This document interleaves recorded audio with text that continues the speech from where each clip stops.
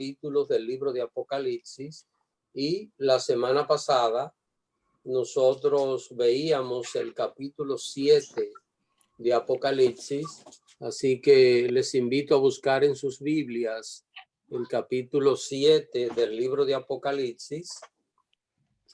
Y yo voy a comenzar haciendo una pequeña reseña de lo que ya vimos la semana pasada, pero propiamente lo que vamos a estudiar esta noche es a partir del versículo 9, ya que los demás versículos nosotros lo estuvimos viendo la semana pasada. Quisiera hacer esta reseña y a la vez preguntar si queda alguna inquietud, si algo no queda muy claro acerca de lo que explicaba. Estos 144,000 que aparecen aquí sellados no son necesariamente judíos. Esto es importante que nosotros lo tengamos con claridad. Probablemente nosotros se nos enseñó esto, y aunque leemos aquí que habla de todas las tribus de los hijos de Israel, ya sabemos, ya hicimos un análisis y faltan tribus y hay detalles ahí que no se complementan con lo que era la estructura del Israel antiguo. Es lo primero. Lo otro es que esas tribus en su mayoría hoy no existen de manera identificable. No es que no existen realmente, pero de forma identificable. No hay manera de que alguien pueda decir dónde están los rubenitas, dónde están los gaditas, dónde están la gente de Neftalí, y así sucesivamente. Sí sabemos dónde están los judíos y parte de la tribu de Benjamín y algunos levitas, pero todas estas tribus, las otras 10 tribus, no son identificables. Así que esto no, repito, esta enseñanza no es una referencia, y por muchas razones podemos decirlo, al Israel material, sino al Israel espiritual. El Israel espiritual está compuesto por judíos de nacionalidad y por creyentes en Jesús.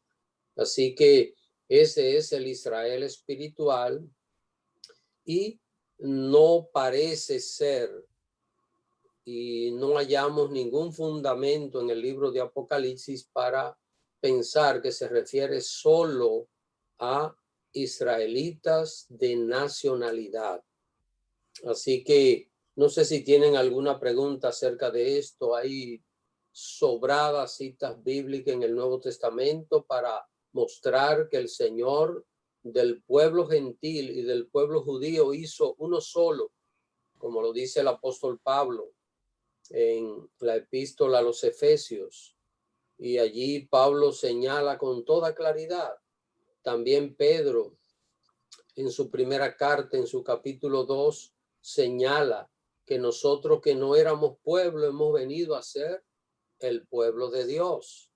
Y esto no va a cambiar, hermanos. Esto no va a cambiar. Así que son muchísimas razones las que nosotros hallamos para concluir de que estos 144,000, número uno, se refiere al Israel espiritual, compuesto tanto por gentiles como por judíos que sirven al Señor, que aman a Dios. Este es el grupo que aparece aquí. Y por otro lado, los 144,000 como otros datos más que aparecen en el libro de Apocalipsis, entendemos que es un número simbólico, un número representativo. Y vamos a ver la demostración de esto en casi lo inmediato, cuando comencemos a ver este versículo 9 de este capítulo 7. Pero yo quisiera, antes dejar un espacio, si usted tiene alguna pregunta acerca de esta reseña que he hecho, si necesita saber que el Señor quitó la separación que había entre los dos pueblos y fundó uno solo, o cualquier otro detalle que muestre que el pueblo de Dios de los últimos días es la iglesia, no es el pueblo de Israel, con mucho gusto yo puedo darles las citas bíblicas que demuestran esto. Y por otro lado también recordarles algo. Cuando el apóstol Juan tuvo esta visión en la isla de Patmos, era el año 95 de nuestra era. Desde el año 70 ya el templo había sido destruido y los judíos no tenían ni siquiera una formación nacional. Así que esto había cambiado de una forma completa y radical. Ya los judíos habían salido a la diáspora. Así que no sé, hermanos, si me están escuchando bien todos. Sí, pastor, sí. Porque alguien dice que no se escucha bien. Es probable, no, alguien puso en el chat que no se escucha bien, pero es probable, creo que fue la hermana Emily o no sé. Ingrid Bonilla, disculpe, pero no se oye muy bajo.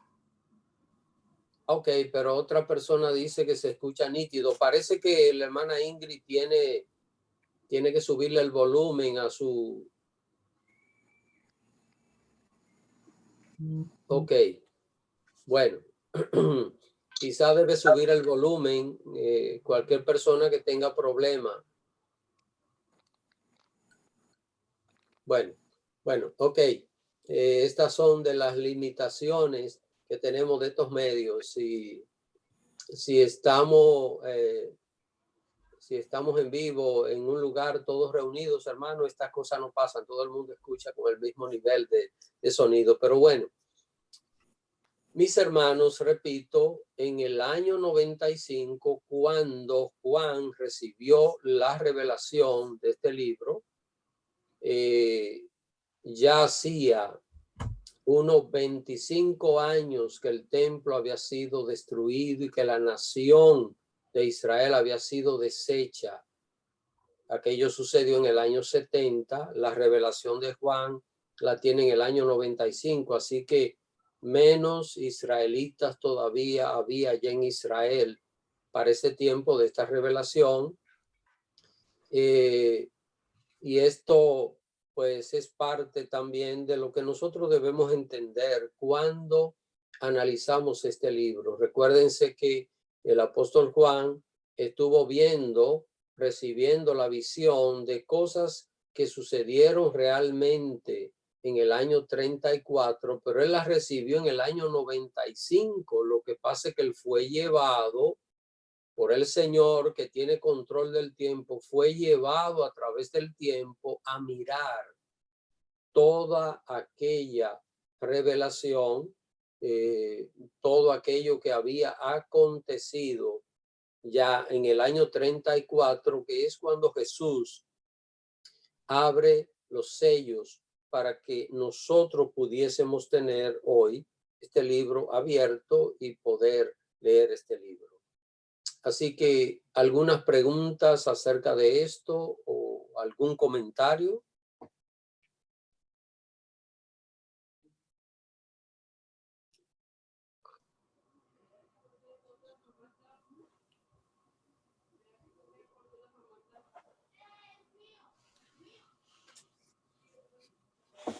Si alguien tiene alguna pregunta, nada más abra su micrófono y hace la pregunta.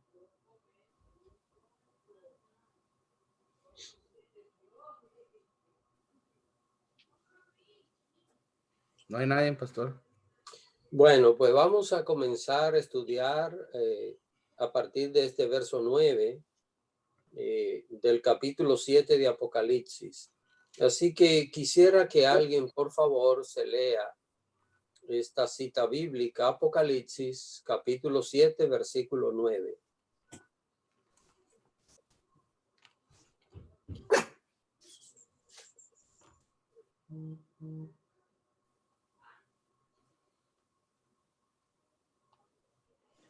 Amén.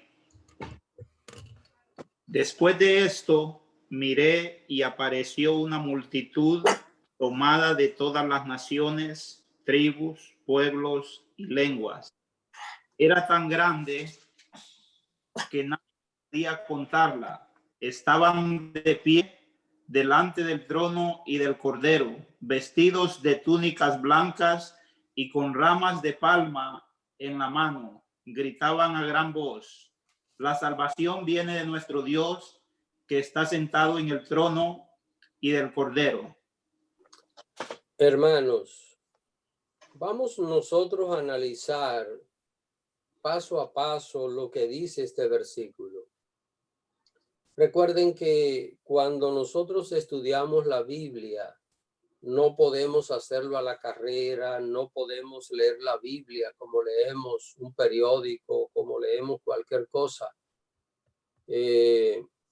No sé si a usted le ha pasado, pero a mí me ha sucedido que leyendo un titular de una noticia o algo, leyendo rápido, en vez de leer una cosa, leo otra.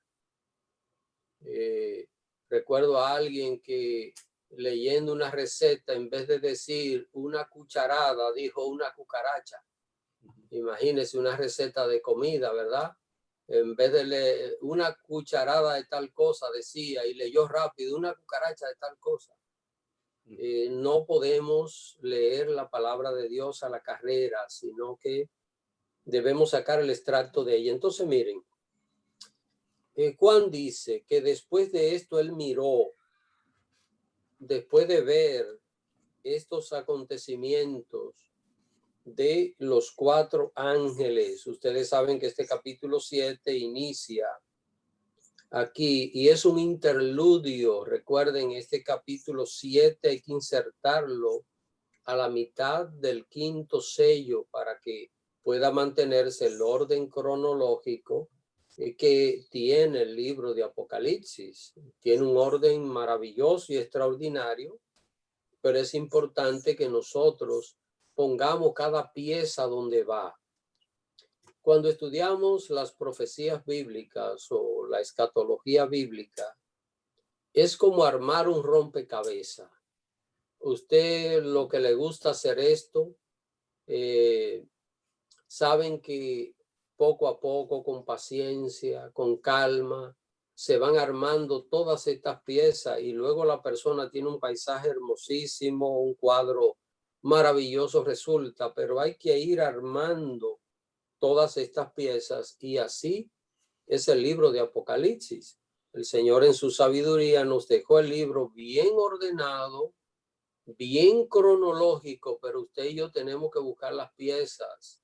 Están ahí y son fáciles de encontrar cuando la buscamos. Entonces, Juan dice en el verso 9, después de esto, ¿después de qué? Después de haber visto ese anuncio de esos ángeles que iban a sellar a estas personas que son los siervos fieles de Dios en los últimos días. Estos 144,000, repito, es un número simbólico más que un número literal. Y él dice que miró una gran multitud. Después de esto, después que pasa esto, él mira una gran multitud. ¿De dónde sale esta gran multitud?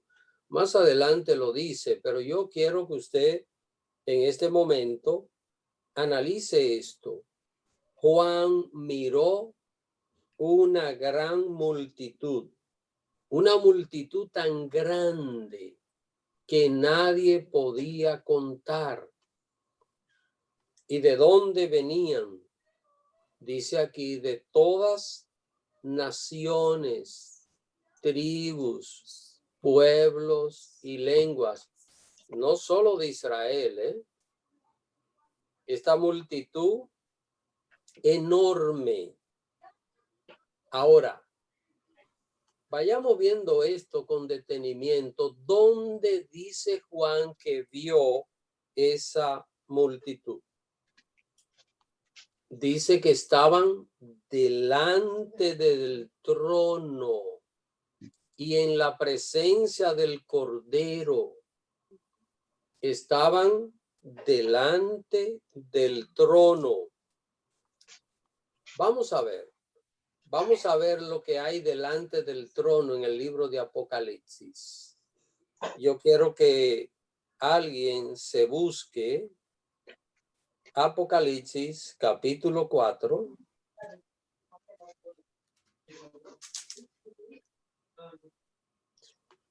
Apocalipsis capítulo 4, versículo 6.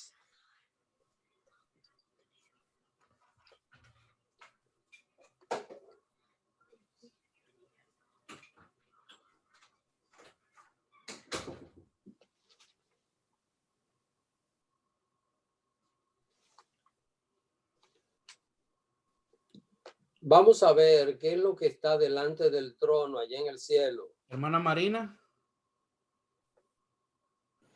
Para leer, ¿verdad? Sí. Y delante del trono había como un mar de vidrio semejante al cristal, y junto al trono y alrededor del trono 4 seres vivientes llenos de ojos delante y detrás. Lo que a nosotros nos interesa descubrir es qué es lo que hay delante del trono. Yo sé que hay hermanos nuevos que se han unido a este estudio y probablemente haya detalles que no le encuentren una explicación debido a que no han estudiado con anterioridad esta parte. Entonces, cuando nosotros miramos en este capítulo 4 de Apocalipsis, vemos la representación del trono de Dios y los seres angelicales en el cielo. Aparece Dios sentado en su trono y alrededor del trono al lado del trono aparecen 4 seres vivientes y alrededor del trono aparecen 24 ancianos y en todo aquel lugar aparecen millones de ángeles, pero hay un solo sitio que aparece vacío en el cielo. ¿Y cuál es? Ese mar de vidrio semejante al cristal. ¿Y dónde está? Dice que está delante del trono. Así que en el cielo hay un lugar que todavía está vacío. Déjenme decirles, hermanos, que este lugar todavía está vacío. Este lugar está preparado allí. Me imagino que ese lugar tiene ya muchas cosas hermosas, así como cuando hay una celebración grande y comienzan a hacer los preparativos, a poner sillas muy hermosas, muy adornadas y mesas muy hermosas también y adornos, arreglos florales y todas esas cosas. Ese lugar, yo lo vislumbro de esta manera. Es un lugar que la Biblia lo llama el mar de vidrio semejante al cristal. Lugar extraordinario, está vacío en el cielo. No hay nadie allí, no hay nada allí. Hasta, si usted se pone a leer el libro de Apocalipsis, y lo puede hacer desde el primer versículo hasta aquí, se dará cuenta que solo en este capítulo 7 de Apocalipsis, en el verso 9, aparecen allí personas o seres que están delante del trono. ¿Qué es lo que hay delante del trono? Está ese lugar que la Biblia menciona y califica como mar de vidrio. mar de vidrio semejante al cristal. Repito, está vacío, no hay nadie allí. Y Juan en un momento miró y vio una multitud enorme. Vayamos a Apocalipsis 7:9. Dice, después de describir que aquella multitud venía de todas las naciones de la tierra, dice que estaban delante del trono y en la presencia del Cordero. ¿Y cómo están? Vestidos de ropa blanca y con palmas en las manos. Y yo pregunto, estos que están vestidos de ropa blanca, ¿por qué están vestidos de ropa blanca? Vamos a ver lo que representa la ropa blanca en el libro de Apocalipsis. Quisiera que alguien se lea Apocalipsis capítulo 19, así que vaya conmigo. Apocalipsis capítulo 19, versículo 7 hasta el 9. Pastor, yo creo que sé la respuesta. ¿La puedo decir o quiere que lea el versículo primero? Bueno, si lee el versículo y después da la respuesta.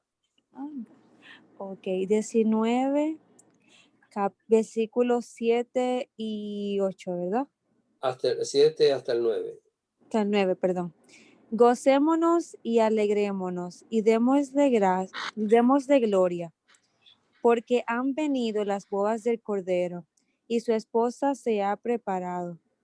Y a ella se le ha concedido que se vista de lino fino, limpio y resplandeciente, porque el lino fino es las acciones justas de los santos.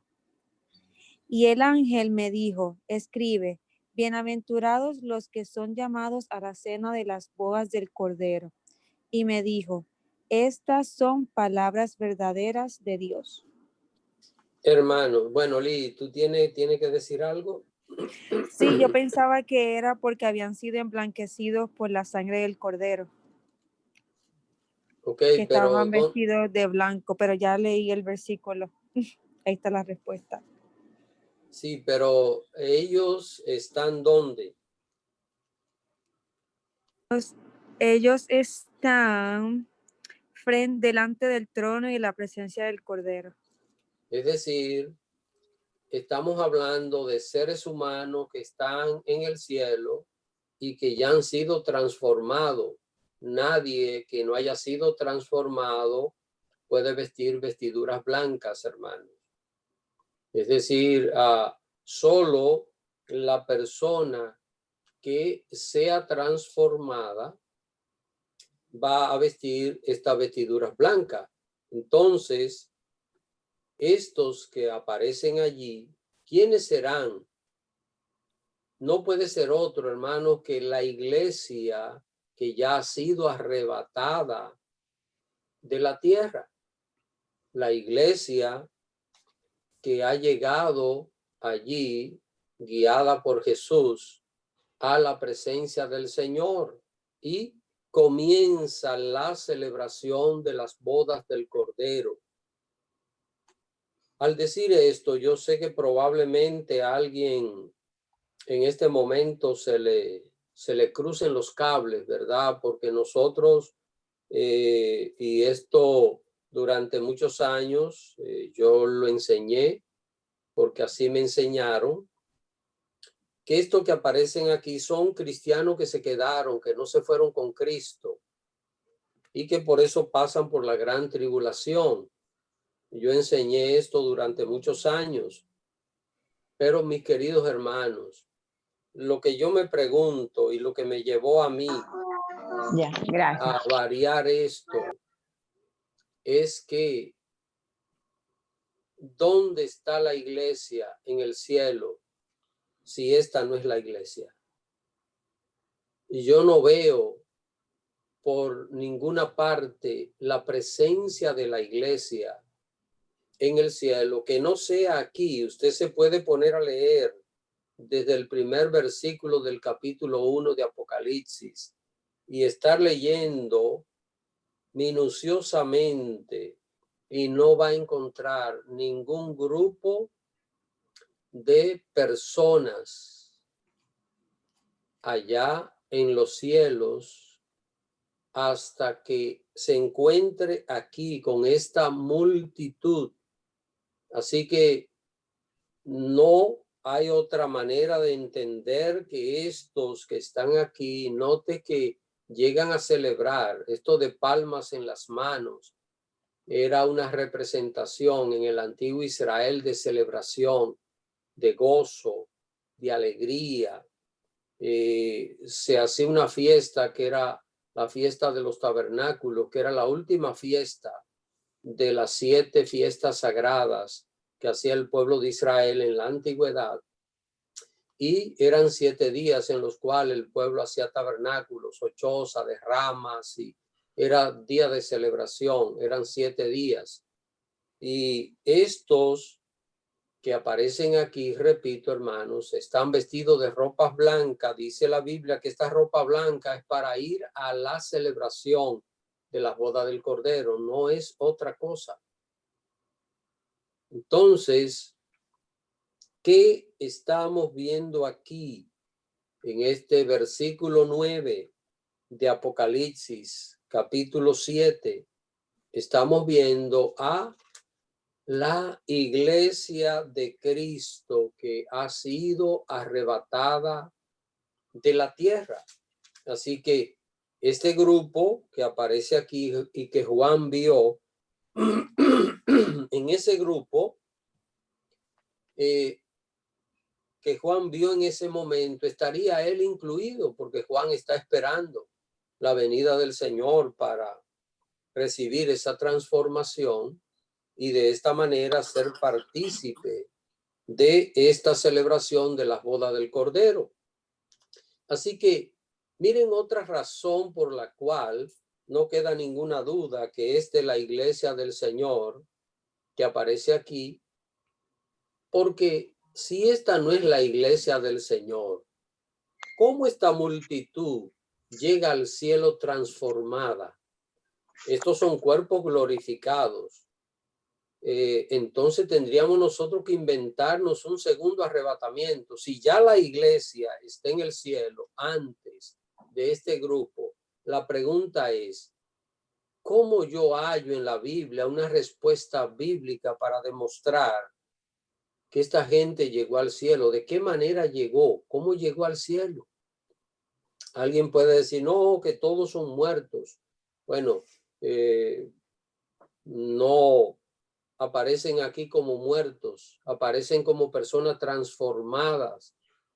Esta vestidura blanca es un símbolo del cuerpo glorificado, porque es lo que dice aquí en Apocalipsis capítulo 19, que es donde sigue hablando acerca de esa celebración que se estará realizando en el reino de los cielos. Así que, mis queridos hermanos, si la iglesia llegó al cielo antes de esta multitud, ¿dónde está la iglesia? ¿Dónde está? Que no aparece señalada en ninguno de los capítulos anteriores del libro de Apocalipsis. Y si de verdad la iglesia se ha ido al cielo antes de este grupo, ¿cómo este grupo llega al cielo? Y cómo este grupo es el que ocupa el único lugar vacío que está en el cielo, que es el mar de vidrio que está frente al trono de Dios. Mis queridos hermanos, es importante de que nosotros entendamos esto con claridad.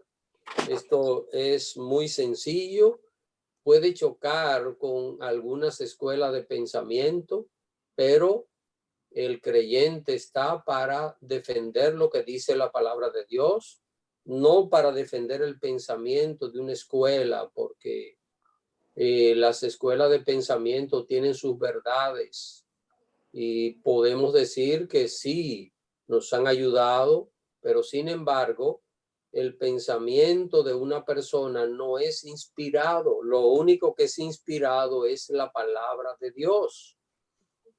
Y nosotros debemos ver lo que dice la palabra de Dios, y la palabra de Dios es la que debe de reinar y gobernar la vida del cristiano. La Biblia es nuestra constitución, la Biblia es nuestra regla de gobierno y de fe para todos aquellos que creemos en el Señor. Así que, mis queridos hermanos, este grupo que vemos aquí dice que es incontable, es la iglesia del Señor, que Juan la vio y que llegó al cielo. Recuérdese, cuando Juan vio el trono en el capítulo 4, quiero que recordemos cuando estábamos estudiando este capítulo 4, Juan vio que estaba el Padre en el trono. Déjenme hacer otra vez esta reseña, porque a veces como que nos confundimos un poquito, nos perdemos un poquito en las cosas. Juan vio el Padre en el trono. Alrededor del trono vio 4 seres vivientes, que son serafines o querubines.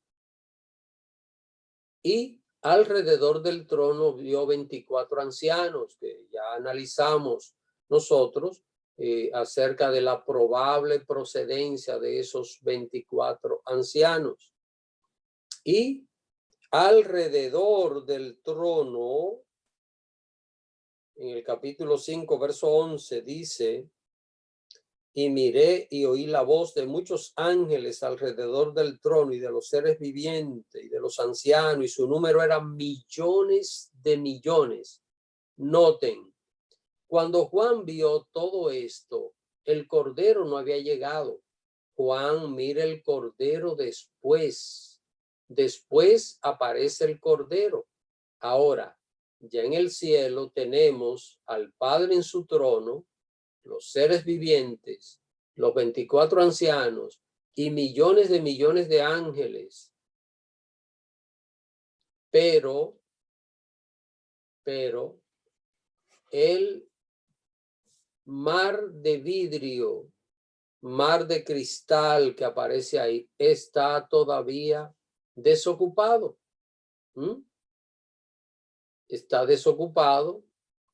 Llegó el Cordero, que no estaba en el capítulo 4, y en el capítulo 7, verso 9, llegó la multitud. ¿Y dónde está?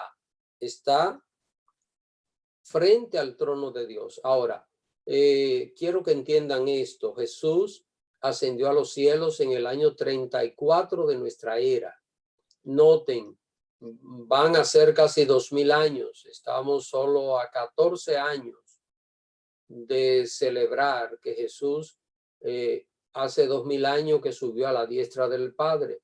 Pero todavía esta multitud no aparece en el cielo. Todavía esta multitud es futura. En esta multitud estaremos nosotros. Estará el pueblo de Dios. Esos creyentes que tendrán ese sello especial de Dios. Esa multitud que aparece aquí, que tiene ese sello especial de Dios. Llegará el momento. ¿Y cuándo llegará? Cuando Jesús venga a buscar su iglesia. La segunda venida de Cristo es para llevar su iglesia al reino de los cielos. Hay creyentes que piensan que el arrebatamiento y la segunda venida son dos cosas diferentes. Y yo no sé por qué tenemos que creer así, porque arrebatamiento es la última etapa de la segunda venida de Cristo. La venida de Cristo no se llama arrebatamiento. Jesús aparece en lo alto. Los muertos son resucitados. Los vivos son transformados.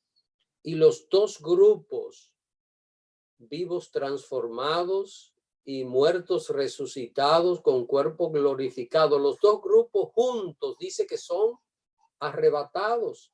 El arrebatamiento es la última parte de la segunda venida de Cristo. Cristo viene a buscar su iglesia para llevarla al reino de los cielos, a celebrar las bodas del Cordero.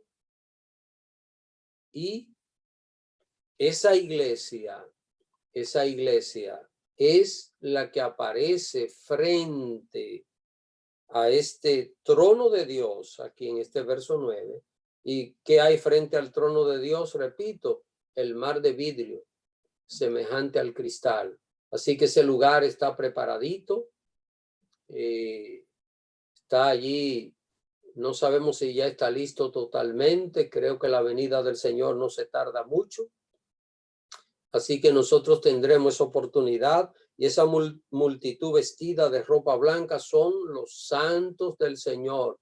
Repito, hermano, si esta no es la iglesia, ¿dónde está la iglesia en el libro de Apocalipsis? Es la pregunta. ¿Dónde está? No aparece otro grupo en el cielo que no sea ese grupo que está allí frente al trono de Dios. Yo quisiera que alguien se busque Apocalipsis capítulo 15. Apocalipsis capítulo 15, versículo 2.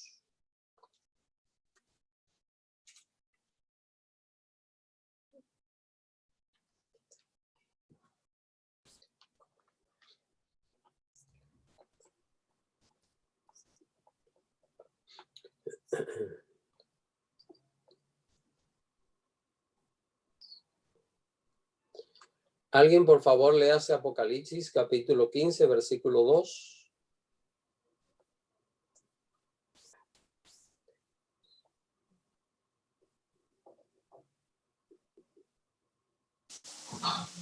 Amén. Apocalipsis 15, 2 dice, vi también un mar como de vidrio mezclado con fuego. De pie a la orilla del mar estaban los que habían vencido a la bestia y a su imagen y al número de su nombre. Tenían las arpas que Dios les había dado. Así, hermanos, quizá alguien dice, pastor, pero aquí aparecen con arpas y allí aparecen con palmas en las manos. Pues entonces tenemos otro problema. Si este no es el mismo grupo, entonces es un tercer grupo que aparece en los cielos. Y ahí sí que vamos a tener una cantidad de problemas, hermano. El hecho de que aparezcan con palmas en las manos y aquí con arpa, nada contradice. Estamos hablando de celebración.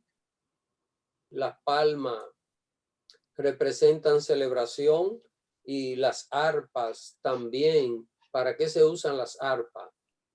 Para tocar música. ¿Cuándo? En momentos alegres, en momentos de fiesta. ¿Y qué es lo que va a haber allí? Va a haber bodas, va a haber celebración. Sabemos que la boda es la unión mística de Cristo con la iglesia. Esto es un lenguaje simbólico para representar la llegada de la iglesia al reino de los cielos, y donde Jesús presenta esa iglesia al Padre, esa iglesia que Él compró con su propia sangre. Él los lleva a la presencia del Padre. Jesús le dijo a los discípulos en una ocasión, esto está en San Juan capítulo 14, versículo 1 en adelante, no se turbe vuestro corazón. ¿Creéis en Dios? Creed también en mí. En la casa de mi Padre muchas moradas hay. Si así no fuera, yo os lo hubiera dicho. Voy pues a preparar lugar para cada uno de vosotros. Y si me fuere y os preparar el lugar, vendré otra vez. Ven, segunda venida. Vendré otra vez y os tomaré a mí mismo, para que donde yo estoy, vosotros también estéis. Este grupo que aparece allí en el mar de vidrio, note que en Apocalipsis 15:2, por si alguien tiene alguna duda, dice que están en pie sobre el mar de vidrio, no están en otro lugar.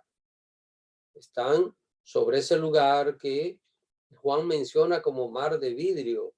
La verdad es que yo siento un anhelo de ver ese lugar, de mirar hacia abajo y decir, estoy parado ya aquí, ya llegué.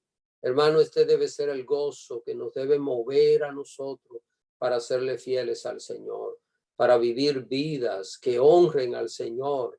Si hemos cometido errores en nuestras vidas, ¿qué es lo que hay que hacer? Apartarse de ellos. El pecado se resuelve fácil. ¿Sabe usted que el problema de Dios con el hombre no es por el pecado? El pecado no es problema. El pecado tuvo su solución en la cruz. El problema de Dios con el hombre es porque el hombre no se quiere arrepentir del pecado. Ahí es donde la situación se pone difícil. Así que pensemos en esto. Es tan maravilloso nosotros solo recrearnos en nuestras mentes y pensar en toda esta grandeza donde usted y yo tendremos ese lugar especial allí de celebración. Este es el comienzo de las bodas del Cordero. Comienza así con esa multitud que Jesús llevó, sacó de la tierra y llevó y la presentó allí delante del trono de su Padre allí en los cielos. Hoy usted y yo leemos la Biblia y leemos estas maravillas. Leemos de el Padre en el trono, los seres vivientes, los ancianos, los millones de ángeles, y decimos qué maravilloso, pero lo más hermoso de esto es que usted y yo tenemos un espacio allí también. Hay un lugar que Jesús compró con su sangre para que nosotros seamos partícipes de esa celebración. En un momento donde los discípulos llegaron felices y contentos porque echaban fuera demonios, porque sanaban enfermos, Jesús le dijo, sí, están contentos, pero no se maravillen tanto de esto, sino gócense de que vuestros nombres están escritos allá en los cielos. Así que esto es lo que realmente nos mueve a nosotros, mis hermanos, para vivir la vida cristiana y estar preparados acerca de estas cosas que nosotros vamos a disfrutar. He querido hacer énfasis tanto en este versículo 9 de Apocalipsis 7, porque aquí está la esencia de todo. Vamos a seguir leyendo, vamos a leer hasta el 17, pero lo demás será un corto resumen de la verdad que contiene este solo verso 9. Quisiera ver si alguien tiene alguna pregunta, alguna inquietud, si usted necesita alguna cita bíblica de algo. Bueno, si la sé, ¿verdad? Yo se la puedo ofrecer. Si no la sé, le prometo que trataría de investigar y luego le daría la cita bíblica.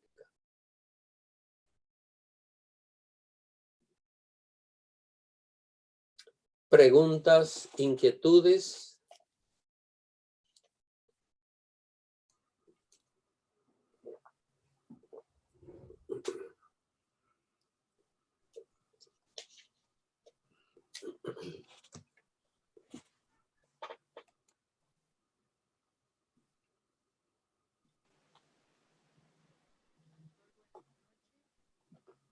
No veo a nadie, pastor.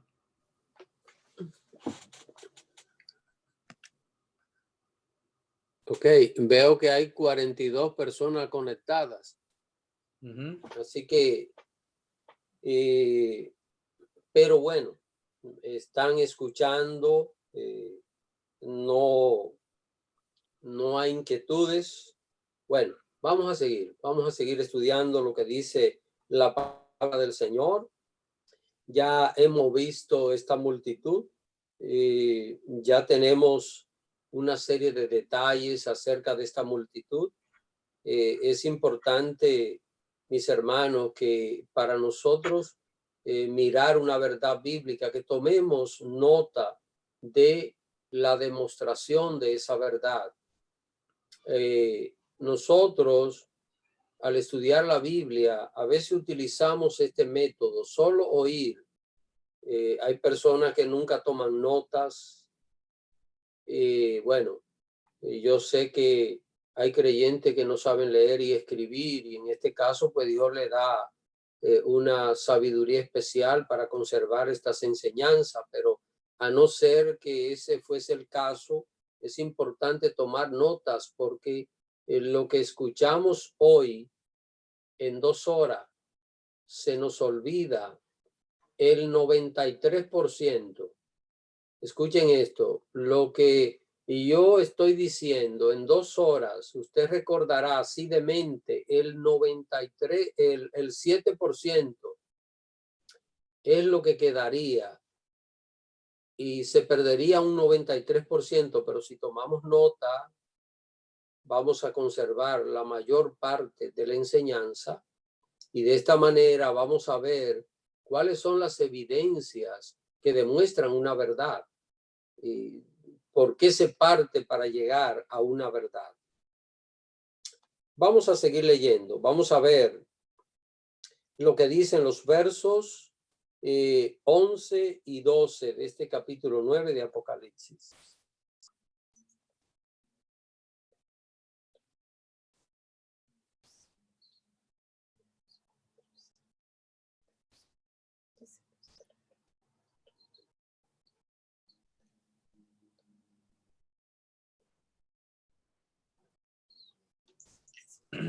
Hermana Marina o Hailey. Gracias. Y todos los ángeles estaban en pie alrededor del trono, y de los ancianos y de los 4 seres vivientes, y se postraron sobre su rostro delante del trono, y adoraron a Dios, diciendo: Amén. La bendición y la gloria y la sabiduría y la acción de gracias y la honra y el poder y la fortaleza sean a nuestro Dios por los siglos de los siglos. Amén.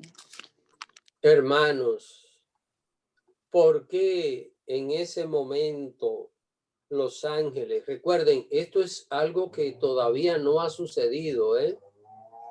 Juan, en su visión, vio los 3 tiempos. Es importante de que nosotros entendamos esto. Quiero que usted dé unas paginitas hasta el capítulo 1 de Apocalipsis. Deje marcado el capítulo 7, pero vaya al capítulo 1 y vaya conmigo, yo lo voy a leer. Apocalipsis capítulo 1, versículo 19. Escuche lo que dice. Escribe las cosas que has visto, es decir, las cosas del pasado, y las que son las cosas del presente. Pero ¿qué presente? No el presente mío y suyo leyendo la Biblia, el presente de Juan, las cosas que estaban pasando en el año 95. Y dice, y las que han de ser después de estas.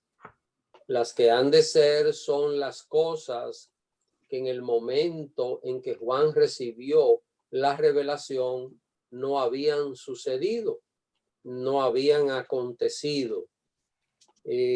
Así que Juan en su visión mira los 3 tiempos, el pasado, el presente de él y el futuro nuestro. Ahora, volvamos otra vez a Apocalipsis capítulo 7, versículo 11 y 12, como leyó nuestra hermana Marina. Estos ángeles y estos seres vivientes y los ancianos todavía no se han postrado aquí, me refiero aquí. Lo que aparece en el capítulo 4, sí, hermanos, ya pasó.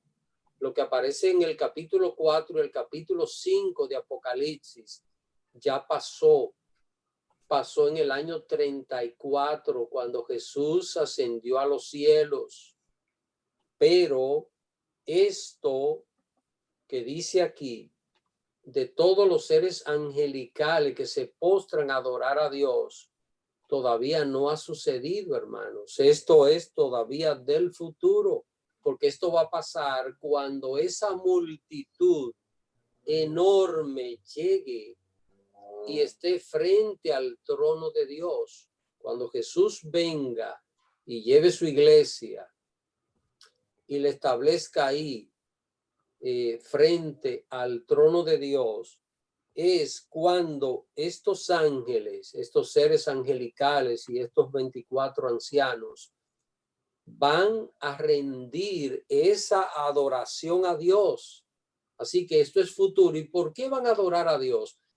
Porque millones de seres humanos fueron transformados, tienen cuerpos glorificados y tienen ahí la oportunidad de ir a los cielos para celebrar aquella maravillosa boda del Cordero que Dios ha preparado para todos aquellos que le aman. Así que esta expresión que utilizan, repito, estos seres angelicales todavía no se ha cumplido, Esto está en el futuro y esto va a suceder en aquel día glorioso cuando nosotros lleguemos allí a esas mansiones celestiales que el Señor fue a preparar para cada uno de nosotros. Así que esos preparativos están avanzando, yo no sé hasta dónde, y tratar de saber si está todo totalmente listo, qué falta, no es nuestra tarea. La tarea nuestra, la suya y la mía, es prepararnos para estar allí. Prepararnos espiritualmente, hermanos, para que no faltemos allí, para que estemos, para que seamos de ese grupo que va a tener ese sello especial de Dios en los últimos días. Sello que va a ser motivado no por la salvación de una persona, sino por la fidelidad de una persona. No estoy diciendo acá que hay salvos que se van a perder. Sabemos que la salvación es asegurada totalmente. Sabemos que la salvación no es obra de hombre, es obra de Dios.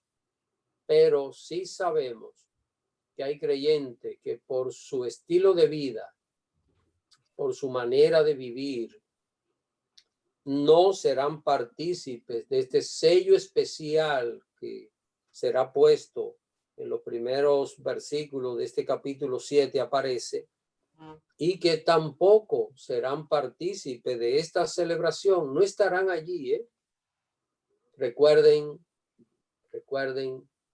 que en el capítulo 25 del libro de Mateo habla de 10 vírgenes que salen a recibir al esposo. Yo sé que a esto se le ha dado muchísimas interpretaciones, pero las 10 vírgenes salen a recibir al esposo, es decir, son personas que creen en Jesús. Segundo, tienen lámparas que arden, tienen el Espíritu Santo. El aceite es un tipo del Espíritu Santo. Ninguna persona que no haya nacido de nuevo puede tener el Espíritu Santo. Puede tener religión, puede tener una Biblia, puede hacerse miembro de una iglesia, puede asistir a los cultos. Si no ha nacido de nuevo, no tiene el Espíritu Santo. Así que ese aceite que caracteriza a las vírgenes es la presencia del Espíritu Santo, pero las vírgenes prudentes entran a las bodas. Las vírgenes insensatas, las descuidadas, se quedan fuera. Así que hay una gran enseñanza allí y nosotros pues debemos de prepararnos espiritualmente para ser partícipe de esta celebración. Y ¿saben algo? Este versículo 11 y 12, cuando lo leemos, dice que todos los ángeles se postran delante del Dios Todopoderoso y adoran al Señor. ¿Por qué lo adoran? Por la obra que Dios hizo de salvar al hombre, y que esta multitud tan grande ahora está en los cielos con cuerpo glorificado. ¿Sabe algo? Cuando esto suceda, cuando estos seres angelicales se postren delante del trono, usted y yo lo veremos. Estaremos ahí, hermanos.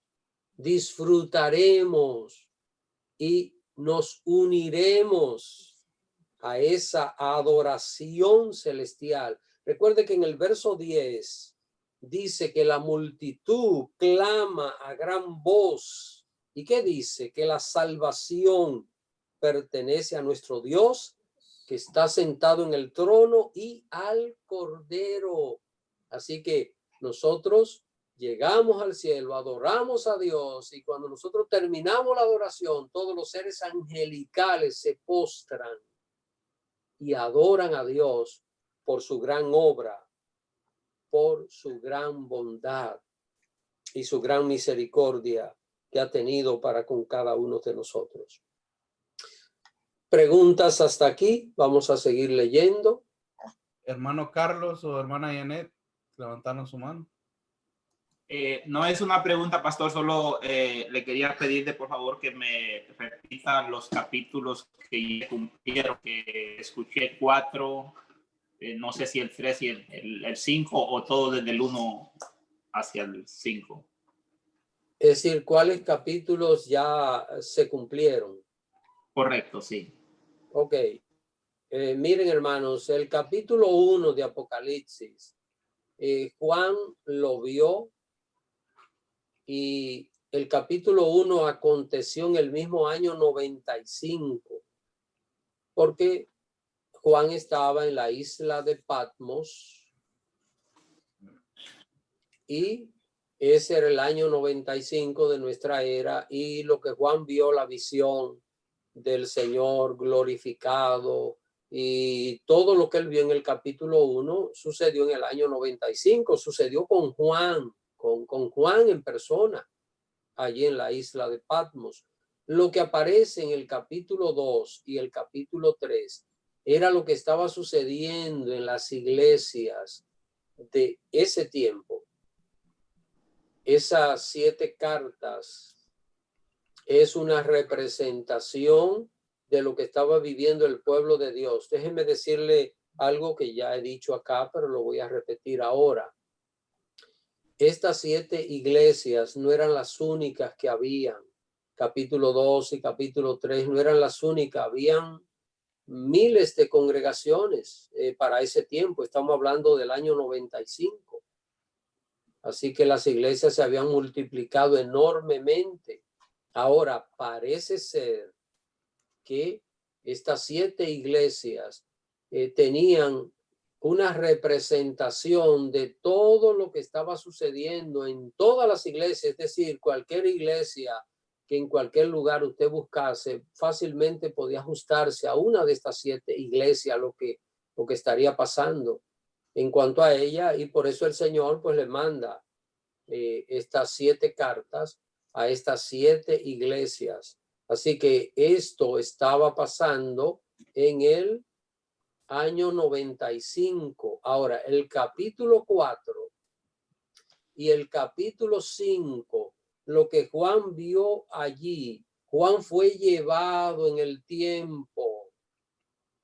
Juan viajó en el tiempo, y Juan fue hasta el año 34, cuando Jesús ascendió a los cielos. Es cuando se cumple esto que dice en el capítulo 4 y capítulo 5 del libro de Apocalipsis. Así que el capítulo 2 y 3 sucedió después en cuanto al tiempo. Estoy hablando en el tiempo cronológico, en el orden cronológico del tiempo. Las cartas a las iglesias fueron en el año 95, pero lo que Juan vio del capítulo 4 y capítulo 5 ya había sucedido en el año 34, cuando Jesús ascendió a los cielos. Y todo lo demás que vamos a ver en el libro fue revelado a Juan en el año 95, pero los sellos fueron quitados desde el año 34. Así que cuando Jesús asciende a los cielos, él quita los sellos. Hay personas que piensan que los sellos van a ser quitados en el futuro, pero si los sellos fuesen abiertos en el futuro, yo no sé cómo vamos a leer este libro o qué es Apocalipsis. Apocalipsis es los sellos abiertos, eso es lo que es el libro de Apocalipsis, no hay otra cosa. Salvo lo que dice el capítulo 10, salvo lo que dice el capítulo 10 de Apocalipsis, todo el sello ha sido quitado.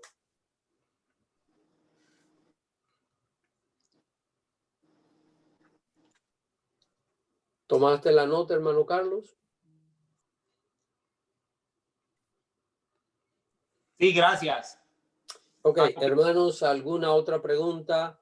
Los hermanos nuevos en este estudio bíblico, hermanos, si usted tiene alguna pregunta, no tenga temor y puede hacerla y podemos analizarla, podemos escucharle también, así que no se sientan extraños, puede participar con toda libertad. Bendiciones, buenas noches. Soy Buenas América noches. Ducase, sí, América Ducase, y lamento mucho que me confundí con el horario. Entonces, ahora fue que yo entré y me resulta que es un estudio bien interesante. Yo entré ahora, tenía entendido que, o sea, fue que vi mal realmente. Entonces, bueno, ahí como que me perdí, me lo perdí porque ahora fue que yo entré. Y yo me imagino Bueno, que ya hermana, ustedes tienen mucho ahí. El próximo lunes, ¿usted está en República Dominicana también? No, yo estoy en Massachusetts. Ah, ok, pues aquí a las 6 de la tarde, si es República Dominicana, ya sería a las 7. Sí, eso fue que mal. Bueno, pero sí voy a tratar porque el horario es un poco incómodo para mí, pero voy a tratar, voy a ver. Sí. Así que gracias. Bueno, pues muchas bendiciones, hermana, y bienvenida a este estudio bíblico. ¿Alguna pregunta, hermanos, hasta aquí?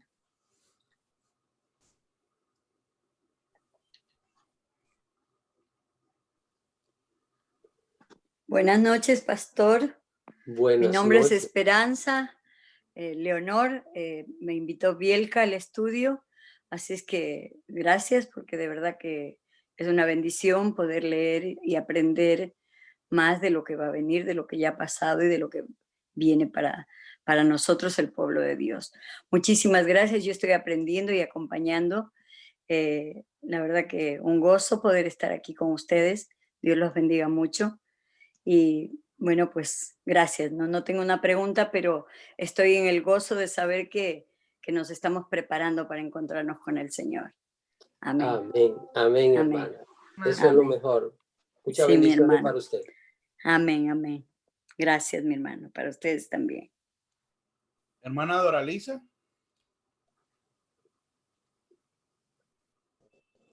Buenas noches y bendiciones a todos. Amén, hermana. Pastor, usted trató un tema que son de los temas que, gracias a Dios, he venido escuchando. Y es de los que no van a participar en la gran cena del Cordero. Y cada vez que hay un tema de eso, yo estoy escudriñando, porque a veces me veo como muy dura cuando me toca corregir a alguien. Por ejemplo, yo tengo lucha con mi hermano menor, que él es cristiano, habla de la palabra y no se casa con la esposa. Y no quiero ser como un martillo, o quizá manejarme con sabiduría. Y en estos días yo le mandé una prédica que el predicador decía, está terminando el año, si usted no arregle todo lo que usted tiene a cuenta con Dios. Y dijo, si usted está viviendo en desorden y no está casado y es cristiano, cásese, viva en orden. Entonces mi hermano me mandó a decir que la única que lo ataca para que se case es él, soy yo. Y yo nada más le dije perdón por la ofensa. Entonces a veces yo soy como medio rígida. Yo creo que en la vida cristiana no existen los términos a media.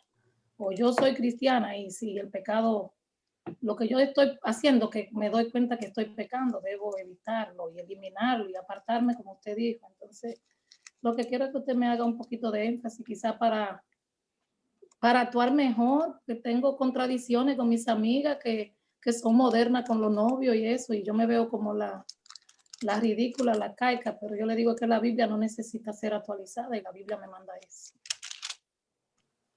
Bueno, hermanos, nosotros tenemos que predicar la palabra de Dios sin alteraciones. No podemos maquillar el mensaje de Dios porque no es nuestro. Esta palabra fue inspirada por Dios y nosotros debemos de presentarla tal y como es. De no hacerlo, estaríamos violando la intención del autor, que es el Espíritu Santo. Recuerde que la Biblia, todo el libro de la Biblia fue escrito por más de 40 autores,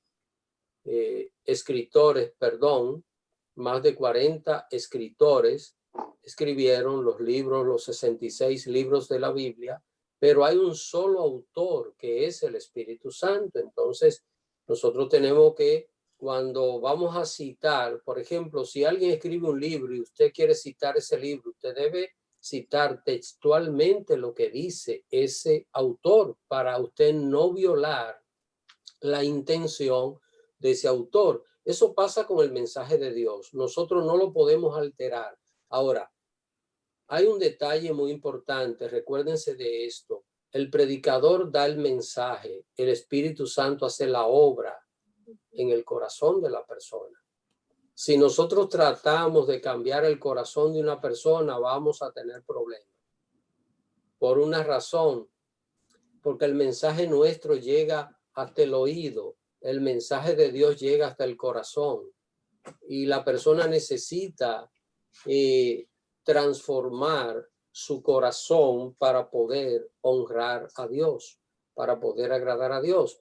Y yo lo que pienso, y les voy a decir esto, hasta ahora, cuando he tenido casos de personas así, parejas que viven en unión libre, todos los casos han terminado felizmente en bodas.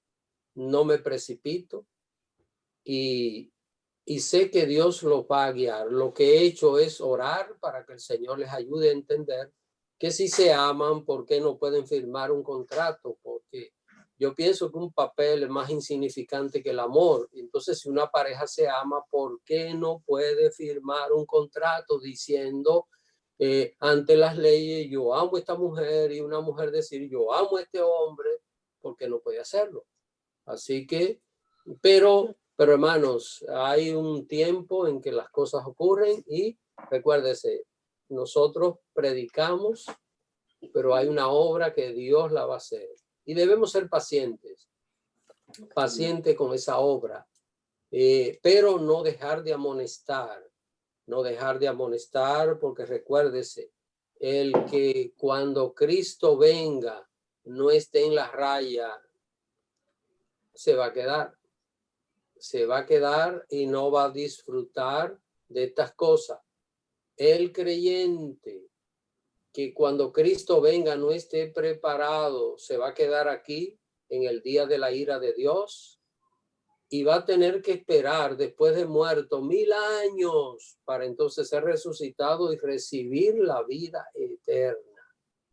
Así que yo creo que esto es demasiada pérdida cuando tenemos tanta ventaja de serle fieles al Señor, de hacer su voluntad.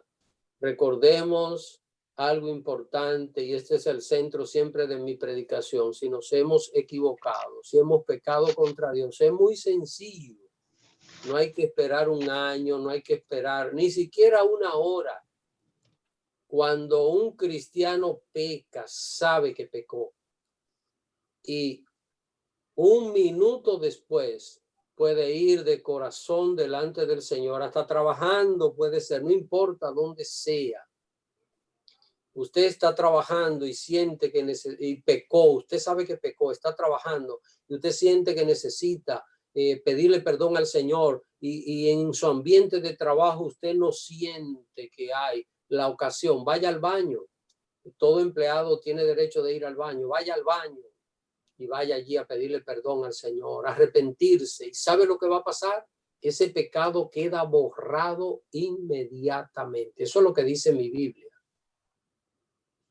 Que si confesamos nuestros pecados, Él es fiel y justo para perdonar nuestros pecados y limpiarnos de toda maldad.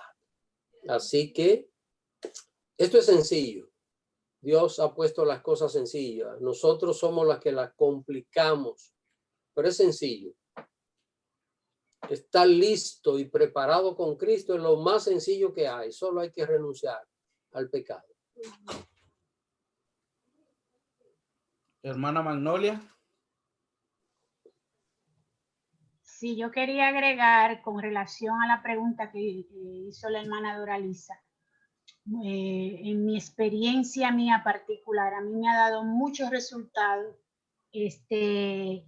cuando le quiero hablar a alguien del Señor Jesucristo. No lucir como legalista o como fariseísta o como que porque yo soy cristiana, como que yo soy santa y que yo soy mejor y que soy perfecta, porque tenemos que acordarnos de dónde venimos. Venimos de la ignorancia y es la misma situación que sucede con las personas muchas veces que vemos que están fallándole a Dios. La otra técnica que yo utilizo, la más importante diría yo, cuando yo tengo una persona que quiero llevarlo a los pies del Señor, porque Él es que escoge desde el vientre de nuestra madre, somos escogidos, nosotros solo somos instrumentos, y Él es que escoge y Él es que termina la obra, ¿verdad? Entonces yo lo que hago es orar y pedirle al Señor por esa que le toque el corazón, que si Él lo tiene escogido, que oro siempre sin cansancio por mi familia que falta por aceptar al Señor Jesucristo, por amistades que yo veo que tienen un corazón mejor que muchos cristianos. En fin, de esas personas que vienen y nos bendicen, que no son cristianas, que dan un testimonio hermosísimo. Y yo tengo mi listado y tengo eso y le pido al Señor en mi oración que me use a mí como instrumento y que cuando yo abra mi boca para hablar del evangelio con denuedo, lo haga con humildad y que Él termine la obra, porque Él es el que escoge, Él es el que por medio del Espíritu Santo es que hace la obra. Pero no sé qué metodología ella utiliza o eso, pero sí he visto que hay muchos hermanos que no lo harán de maldad, pero como que se le quiere como, y eso molesta, ¿ves?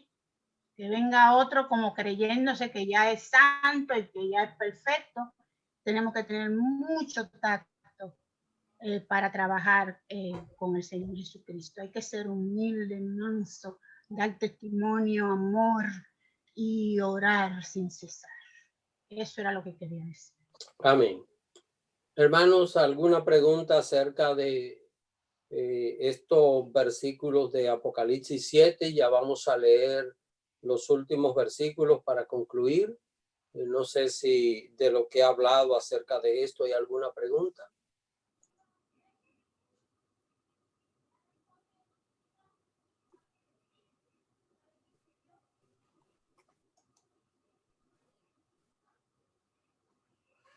No veo a nadie, pastor. Bueno, pues vamos a leer los versos desde el 13 hasta el 15.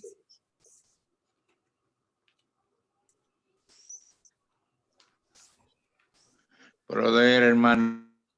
Sí, hermano José. Hermano José, nos hacía falta. Sí, pastor, gracias. Estoy por acá, por Orlando, y ya usted sabe, la gente llamándome, óigame. Pues pero estamos gloria más a Dios. cerca. Estamos más cerca. Amén.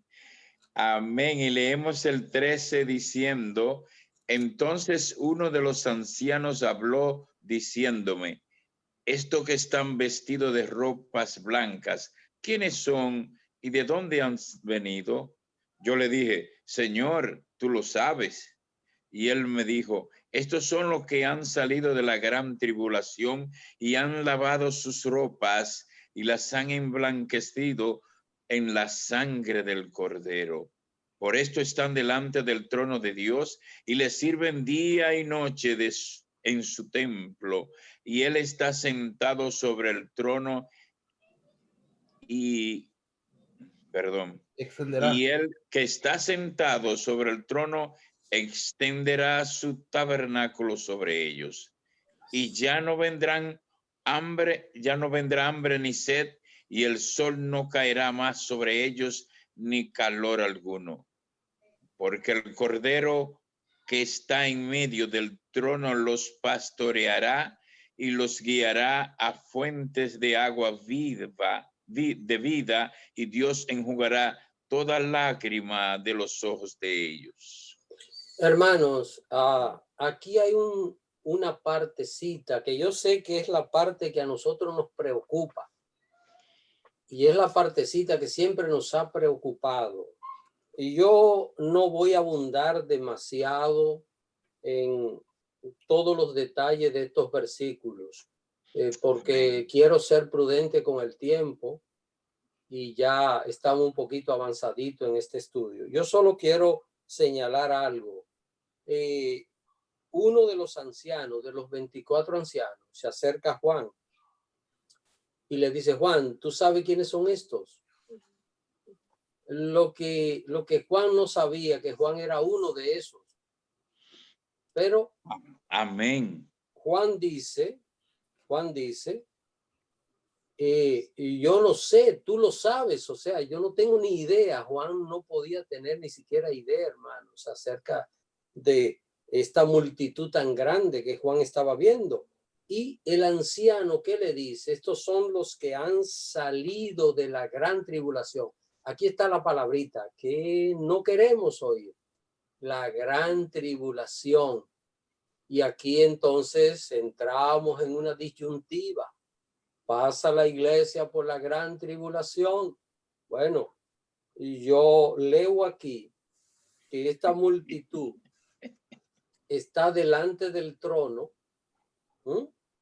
está delante del Cordero, y si está delante del trono es porque el Señor los llevó allá. Amén. Y hay un solo arrebatamiento, no hay dos. Esto no es otro grupo, es un solo grupo que va a los cielos, que se presenta ante este mar de cristal o mar de vidrio que aparece allí. Y dice la Biblia que es el grupo que llega al cielo después de la gran tribulación. Ahora, ¿qué pasará después de la gran tribulación? Vamos a ver lo que dice Mateo capítulo 24, versículos 29 y versículo 30.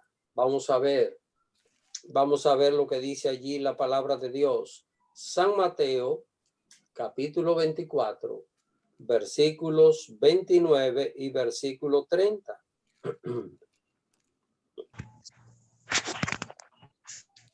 Gloria a Dios.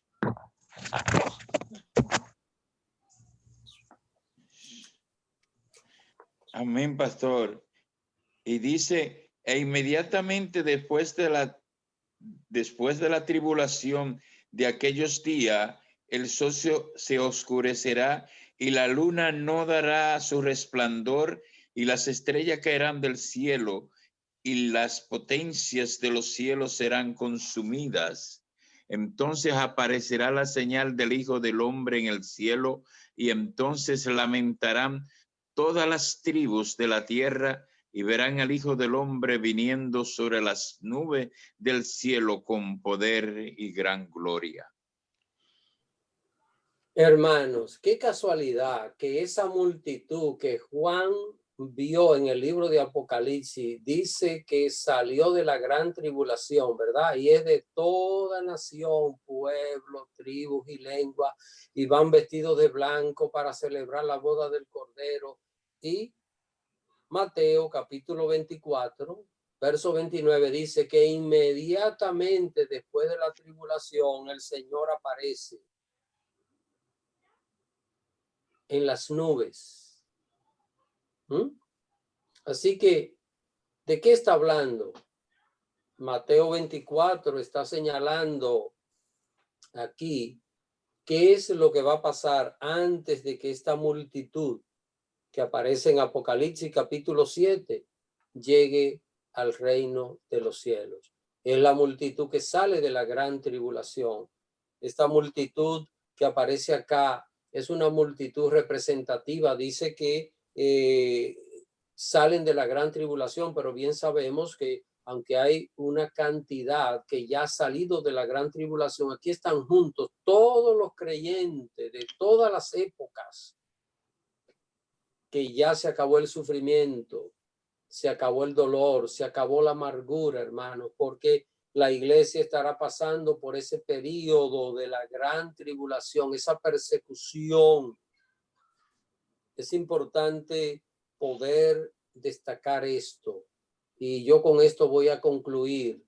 Si a alguien le interesa, yo puedo detener este estudio aquí y la próxima semana podemos estudiar lo que es la ira de Dios y lo que es la gran tribulación, pero solo si a ustedes les interesa, porque sé que hay un grupo que tiene esto bastante claro ya, porque lo hemos estudiado con detalle.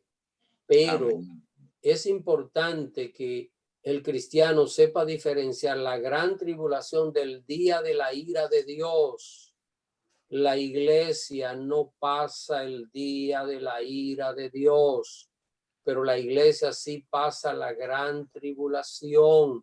Son dos cosas diferentes. No tienen nada que ver. La gran tribulación, solo hay que leer Mateo 24 a partir del versículo 10 en adelante, específicamente a partir del versículo 15. Solo hay que leer Mateo 24 a partir del versículo 15 para darnos cuenta qué es la gran tribulación. La gran tribulación es un periodo de terremotos, de guerra. La gran tribulación no tiene que ver nada con terremoto y guerra. Solo tiene que ver con una cosa, con el sufrimiento que el pueblo de Dios de los últimos días va a pasar sobre esta tierra. Así que eso es gran tribulación. Ahora, la ira de Dios es otra cosa. Y la iglesia sí es librada de la ira de Dios, ¿eh?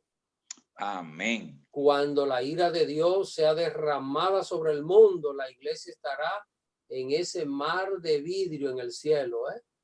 Mientras el mundo recibe la ira de Dios, los millones de creyentes que han sido arrebatados por el Señor disfrutan de las bodas del Cordero en el cielo. Así que en la tierra, fuego, en la tierra, juicio de Dios, la ira de Dios, y en el cielo, fiesta. ¿Para quiénes? Aleluya. Para Aleluya. todos los que visten de blanco, para todos los que han lavado su ropa en la sangre del Cordero y que han decidido servir al Señor y apartarse de cualquier cosa que impida esa comunión con el Señor. Así que, mis queridos hermanos, es importante de que, volviendo otra vez a Apocalipsis, capítulo 7, los últimos versículos, que nosotros veamos esta, como leyó nuestro hermano José en el verso 14, esta multitud es lo que han salido de la gran tribulación. Y en el verso 15 dice, por eso están delante del trono de Dios. ¿Ven? ¿Cómo llegan allá? Si esta no es la iglesia, ¿cómo llegan? ¿Cómo son arrebatados? ¿Hay un segundo arrebatamiento? Si hay un segundo arrebatamiento, no está en la Biblia. En la Biblia hay un solo arrebatamiento, que es Amén. la segunda venida de Cristo. Yo sé que quizás algunos de nosotros se nos ha enseñado en algún momento que el arrebatamiento no es la venida de Cristo. Pero yo quiero concluir con esta cita y dejar un espacio abierto para cualquier pregunta, y luego de esto vamos a tener nuestra sección de oración. Yo quiero, y con esto concluyo, para que veamos si arrebatamiento es una venida del Señor. Quiero que vayamos a Primera Tesalonicenses, capítulo 4. Así que busque Primera Tesalonicenses, capítulo 4.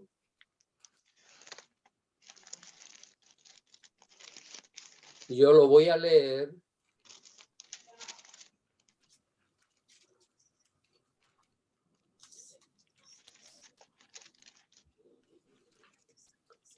Primera de Tesalonicenses, capítulo 4. Yo voy a leer, hermano. Miren, vamos a leer a partir del verso 13.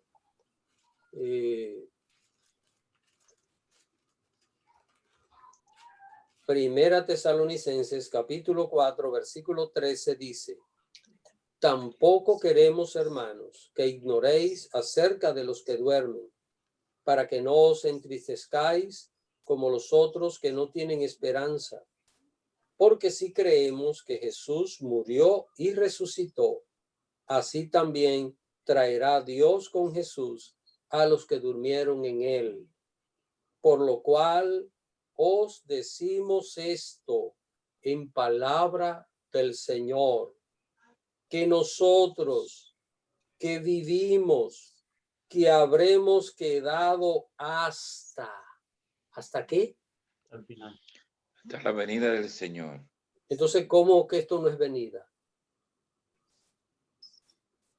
Porque Jesús no pone los pies en la tierra. El argumento es, no, hermano, recuérdese, Jesús no pone su pie en la tierra. Bueno, a mí no me interesa que Jesús ponga su pie en la tierra. A mí lo que me interesa es que Él me levante. Que Jesús ponga los pies en la tierra o no, eso no es importante. Lo importante es que ahí dice venida del Señor, hermano, no podemos cambiar eso. Y venida es venida. Y entonces, si esta es venida, esta es la segunda venida del Señor. Sigo leyendo. Que habremos quedado hasta la venida del Señor. Dice, no precederemos a los que durmieron, porque el Señor mismo, con voz de mando, con voz de arcángel y con trompeta de Dios, descenderá del cielo. Jesús va a descender del cielo, hermano, y va a decir antes de salir, terminen de preparar el mar de vidrio, que vuelvo inmediatamente. Así que yo pienso que los últimos preparativos, esto estoy hablando en términos humanos, sabemos que en el cielo esas cosas no se manejan así, ¿verdad? Pero podemos nosotros hacer de una manera coloquial dicho de esa manera. El Señor dice, ya me voy a buscar los míos. Así que terminen de preparar todo, que ya vengo con ellos para que entremos a la celebración. Entonces dice aquí, la mitad del verso 16, descenderá del cielo y los muertos en Cristo resucitarán primero. Luego nosotros, los que vivimos, los que hayamos quedado, seremos arrebatados. Entonces, aquí dice que seremos arrebatados. Y más arriba dice la venida del Señor. ¿Es el arrebatamiento la venida del Señor? Amén, pastor. No podemos decir otra cosa, hermano. Es la venida del Señor. El asunto es que se confunde algo, y es que después de Jesús arrebatar su iglesia, Jesús regresa con los arrebatados a establecer el reino de 1000 años sobre este mundo. Eso ya es otra cosa. Eso no tiene nada que ver con la segunda venida de Cristo. Ya eso es otro acontecimiento que el Señor, su iglesia que llevó al cielo en su segunda venida, luego regresa ya con la iglesia, pero ya Jesús regresa a establecer el reino eterno que comienza con 1000 años. No es que el reino de Cristo es de 1000 años. Es un reino eterno, pero la primera etapa son 1000 años. Por esto no tiene nada que ver con la venida aquí del Señor, que es el arrebatamiento. Dice aquí, quiero leer otra vez el verso 17. Luego nosotros, los que vivimos, los que hayamos quedado, seremos arrebatados juntamente con ellos. ¿Con quiénes? Con los muertos resucitados, en las nubes, para recibir al Señor en el aire, en las nubes. Mateo 24:30. Entonces aparecerá la señal del Hijo del Hombre sobre las nubes del cielo. ¿Ven? Nubes. Está hablando ahí de nubes. Apocalipsis 1:7. He aquí que viene con las nubes y todo ojo le verá. Pablo menciona las mismas nubes que menciona Juan en Apocalipsis y que menciona el mismo Jesús que está narrando su venida en Mateo capítulo 24. Vamos a dejarlo hasta aquí por hoy. Si hay alguna pregunta.